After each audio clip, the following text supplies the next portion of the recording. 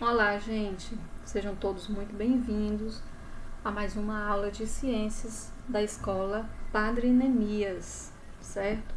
Então, vamos aqui no capítulo 4, agrupamento e classificação dos seres vivos. Vamos entender do que estamos falando.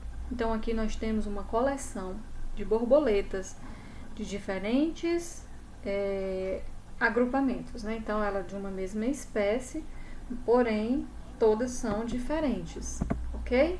Então vamos lá. As borboletas estão organizadas em um painel comum em museus de zoologia ou de história natural. Você consegue perceber alguns tipos de organização na separação desses animais? Então aqui, ó, se a gente trouxer para cá, a gente vai observar que elas estão separadas porque elas são parecidas tanto, né, no seu formato quanto a coloração. Olha só, amarela, amarela. Então aqui elas foram separadas parecidas, certo? Classificar para organizar. Por que nós precisamos ter essa classificação para poder organizar de forma correta? Ora, gente, se nós não tivermos essa classificação para organizar, a gente vai misturar tudo. Então, aqui nós estamos vendo uma imagem do supermercado.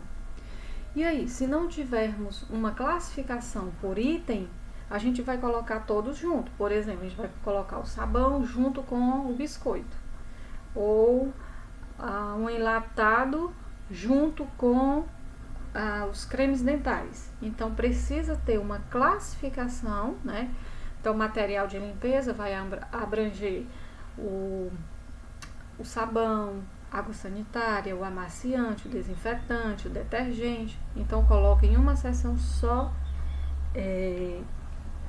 produtos de limpeza, produtos alimentícios e assim sucessivamente. A gente precisa classificar para só então organizar. Na nossa casa, como é que a gente faz? No nosso guarda-roupa, a gente coloca lá a parte de calcinha, sutiã, cuecas, meias numa gaveta. Na outra, a gente coloca, sei lá, o baby doll, roupas de dormir. Né? Na outra parte, coloca só as calças. Na outra, coloca só as blusas. E assim a gente vai classificando as peças de roupa para organizar de forma a quando a gente precisar já está todas, a gente saber onde é que a gente vai encontrar, ok? Então, ó, lendo aqui, é uma tarefa comum separar objetos em grupo, né? Então, isso que eu falei, ó. Aí aqui um exemplo, em supermercado, por exemplo, os produtos são organizados em setores, como a imagem ao lado. É isso que eu acabei de explicar. Então, para nós nos encontrarmos, é necessário classificar para só então organizar. A gente não pode fazer o contrário. Eu não posso organizar para depois eu classificar, né? E esse agrupamento de seres vivos? Como é que foram feitas essa classificação? Primeiro foi agrupado. O ser humano sempre se preocupou em classificar os seres vivos. O filósofo grego Aristóteles foi um dos primeiros a classificar os seres vivos e contribuiu significativamente para os fundamentos da zoologia. Em um de seus trabalhos, ele separou os animais em duas categorias usando como critério a presença ou não de sangue no organismo. Algumas das classificações propostas por Aristóteles se mantiveram por 2000 anos, certo? Então, esse cidadão, ele trouxe assim grandes nos trouxeram uma relevante contribuição para a nossa classificação dos seres vivos, ok?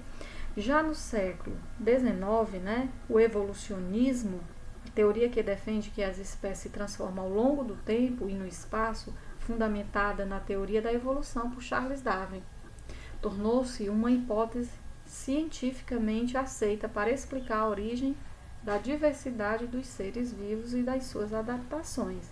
Então, quem foi Charles Darwin?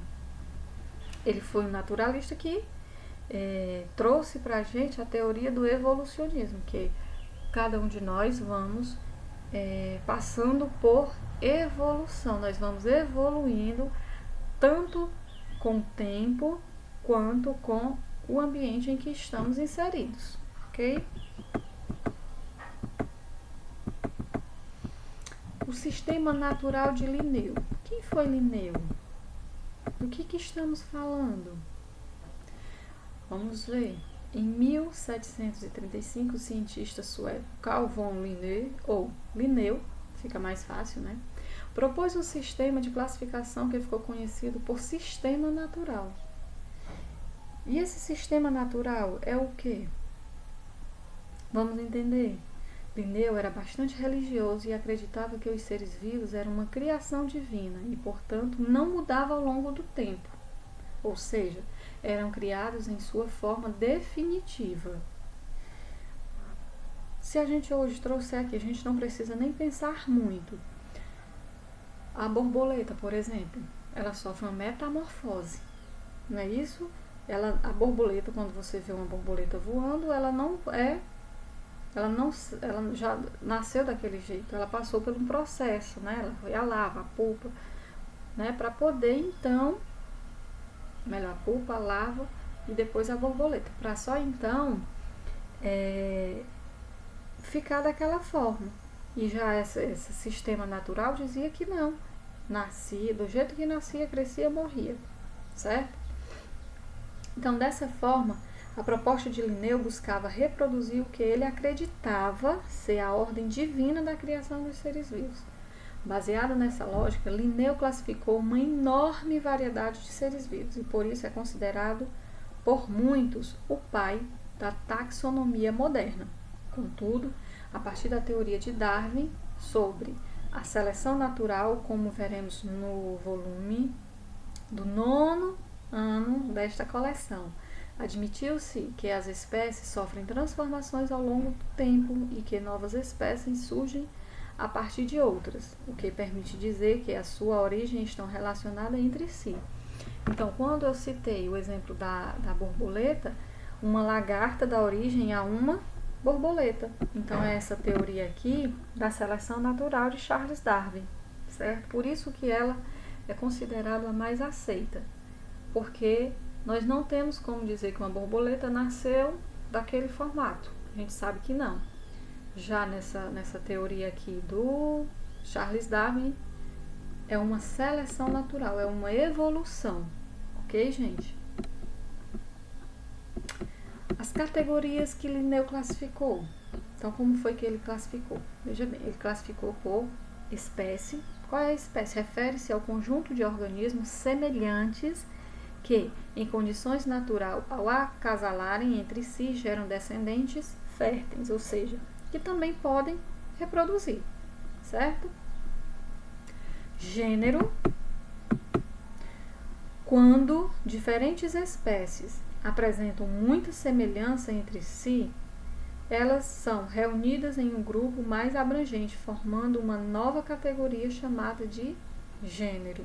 Então, espécie é quando indivíduos de uma mesma organismos semelhantes em condições naturais geram descendentes também capazes de reproduzir.